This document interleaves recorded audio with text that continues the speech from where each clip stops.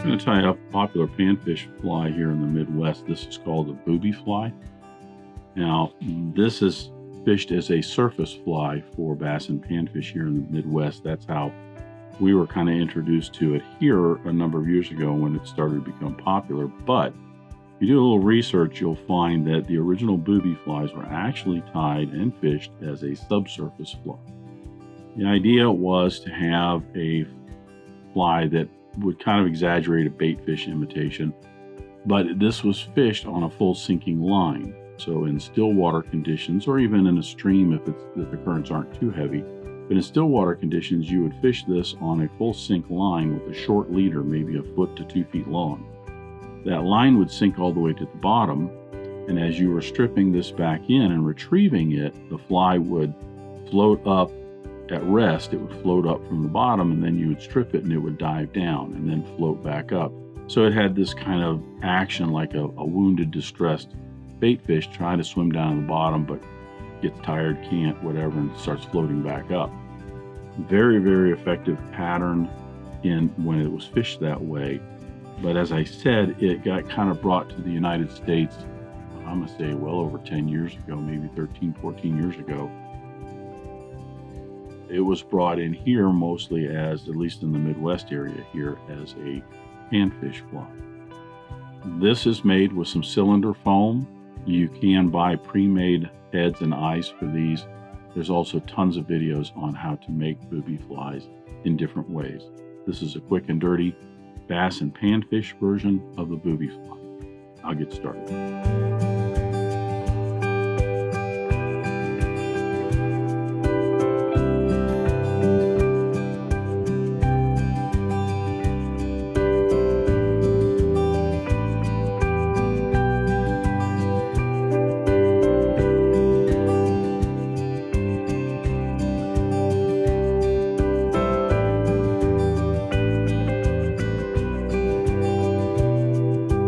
So I have my hook in the vise. This is a Mustad 3906B in a size 6 to start the boobie fly.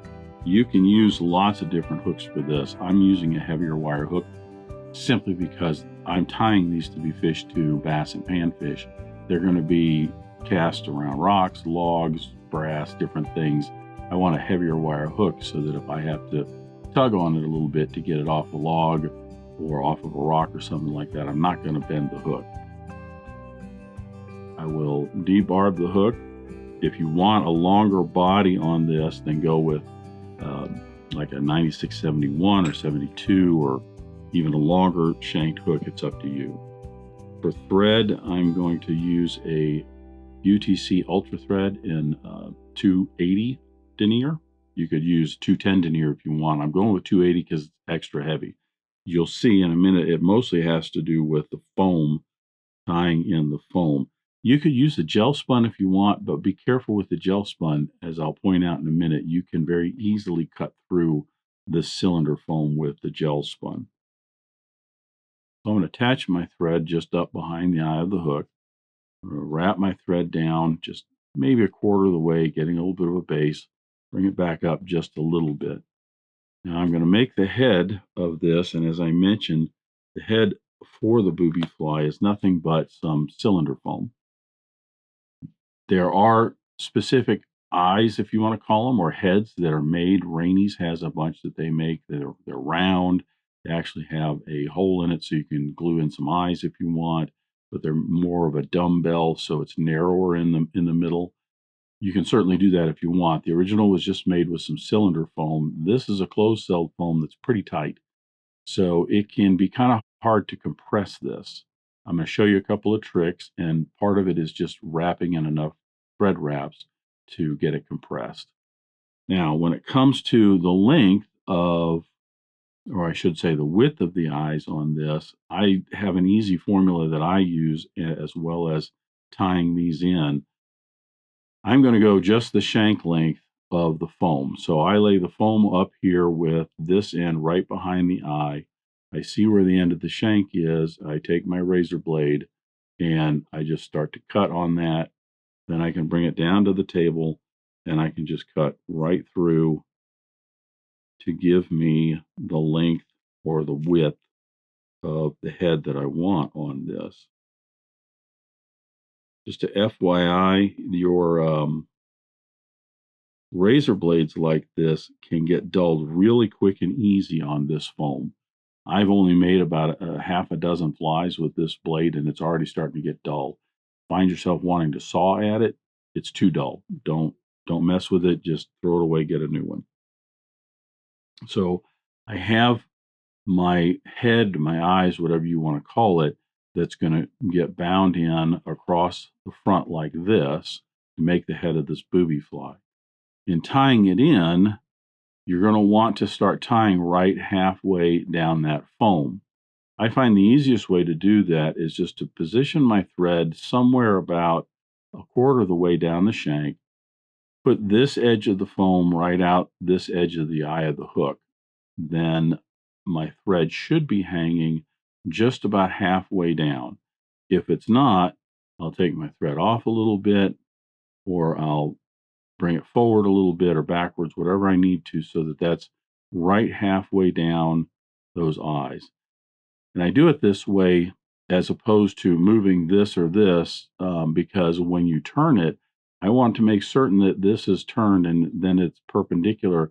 But I have enough hook shank open up here for one or two wraps of the ice chenille to finish it off up front. So once I have that in place, then I'm going to start wrapping my thread around, and this is pretty loose. Supporting that, I'm going to start pulling that in a little bit, and then I'm going to keep wrapping, but each wrap's getting a little tighter and a little tighter. You might see some thread underneath piling up just a little bit down here. That's fine. It's going to get covered up. The important thing here is one, you're not putting in one or two wraps and then tugging on it real hard because you'll cut through the foam. The second is that you are getting it wrapped in enough so that this isn't just spinning around and everything on the hook shank. Because once we get enough wraps in there that it's pretty tight, we're going to turn this 90 degrees. And now I'm going to start wrapping in a crisscross pattern, kind of like you would dumbbell eyes. Excuse my hand, I know you can't see it, but I'm wrapping this way and then this way, and each one's getting a little bit tighter as I wrap this in.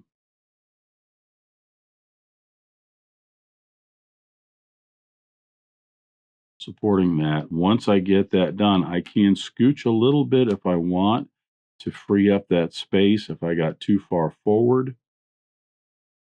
And then I'm going to put some wraps in that are above the hook shank but under the eyes, or I should say the foam, to kind of cinch those wraps together in the middle, tighten that up. And that's going to keep this from rotating around quite as much. Run my thread back down to the very end here for our tail and body material. That's pretty much the eyes. Now, these are off just a little bit. This one's a little wider than that. I don't sweat this in terms of fishing this fly, casting it. It's going to cast just fine. It's going to fish just fine. You could unwrap all of that if you want, or take a little bit more care when you're tying it in to make certain that they're even. I didn't take as much care because I was more focused on describing and showing you how to bind those in. So that's possibly why those are off a little bit. Another thing you could do if you want, a lot of people will do this, is you can trim. Take your scissors and just kind of trim the outer edge of these eyes to round these up a little bit. Some of the first booby flies, when they came out, that's what they did. So they made both the eyes up here look a little rounder. I find that just leaving these flat faces on here is just fine. I'll talk more about that in a little bit, but if you want to, you could trim that, and then in doing so, trim a little bit extra off this side to even them up a little. As a fishing fly, I think it's going to be just fine. I am going to throw some head cement on here. Let that soak down in there, and that's just going to help bind all of those thread wraps and that foam down to it a little bit. I'm going to put a little bit in between the eyes here, soak down in there, but we'll also be adding some when we finish the fly. So the next two materials on this particular version of the Boobie Fly is really, really simple. It's a marabou tail, and it is some ice chenille. I'm using a fluorescent Chartreuse ice chenille. I'm going to take more or less a fairly full marabou feather here. It doesn't have to be super full. It's not going to be a long tail. I like to have a tail that's going to be at least the length of the hook shank. Excuse me, not the shank, but the whole hook. So from behind the bend to the front of the eye. But I might even go just a little bit further. So I've got maybe about 1.5 times. It's up to you. You could do a little bit shorter if you want, especially if you're getting short strikes from some of the fish. Then, tie those up or even cut some of that tail off on the water to shorten it up and get them striking a little bit closer up to the actual hook.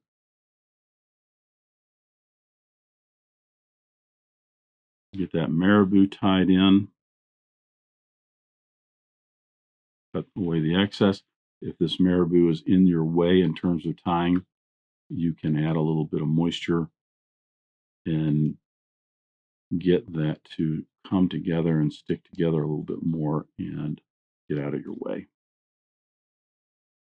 Now I'm going to take, I've got maybe about a 5-inch piece of the ice chenille. I'm going to tie this in, anchoring the tip in.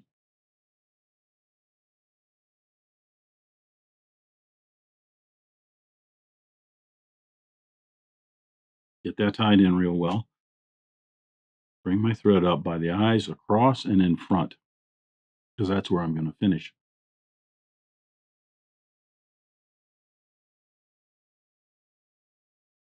I'm going to wrap the chenille in. If you can, try to keep some of that from getting bound down along the body so you have it sticking out. It's a little fuller, but I wouldn't get too concerned about it.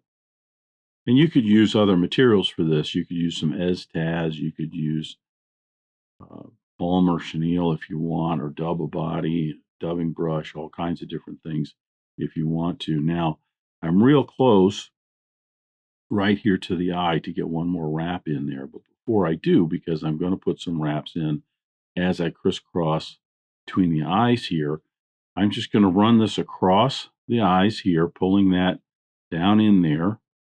And then when I come up underneath, now I'll come around and get another wrap behind the eyes and see that kind of fills that in there.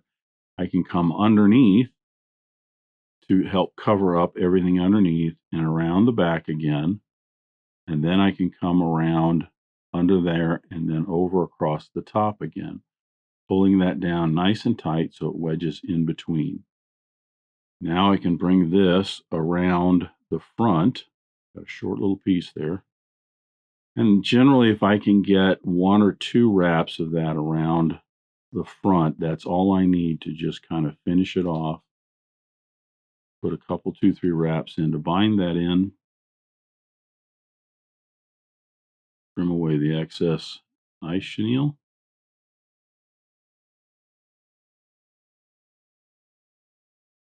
And then a 4 or 5 turn whip finish here.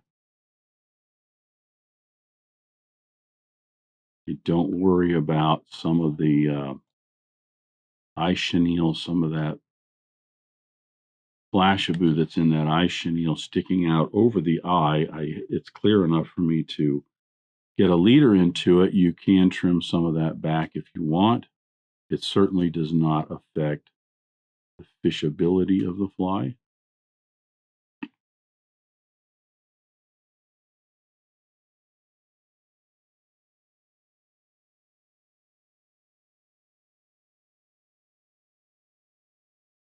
And then here I will get a generous helping of head cement on those thread wraps there. And in between the eyes, notice how all of those thread wraps got covered up by that chenille.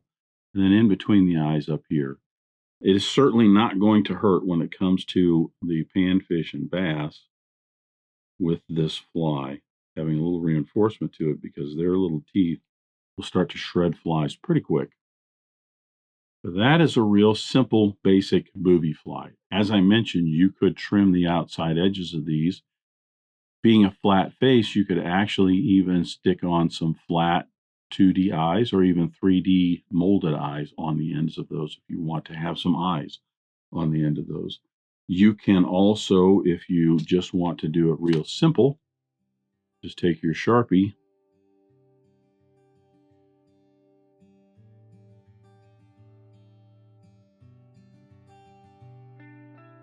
and just put some eyes right on it like that. I generally find that, it's not that important. It doesn't necessarily help me see the fly any better. I don't think it affects the fish at all, but sometimes it's fun to do that sort of thing. Now, if you're interested in these booby flies, as I mentioned, they came about different, but a lot of them, at least here in the Midwest, are fished to bass and panfish. There's tons of videos and articles on tying different versions of these. This one is just real short, real sweet. You could even, for this size hook, go down to a 1/4 inch foam instead of the 3/8 inch foam that I used on this if you want the eyes to be a little bit smaller. Go a little bit bigger, the bigger these are, the harder it is to get it to the thread to squish it down and really, anchor it down to the hook shank. So there is your basic booby fly. Thanks for watching today. Thanks for joining me at the Vise today. I hope you learned at least a new pattern, if not a new technique, maybe a tip or trick here and there. If you have any questions about this fly or any of the techniques used in constructing this pattern, please leave them in the comments section down below. If you go to the trouble to ask a question, I'll go to the trouble to answer it. If you'd like to help dressed irons, please share this video with your friends and anybody you think that might enjoy this pattern. Until next time, remember, it's fly tying. If you're not having fun, then you're doing it wrong.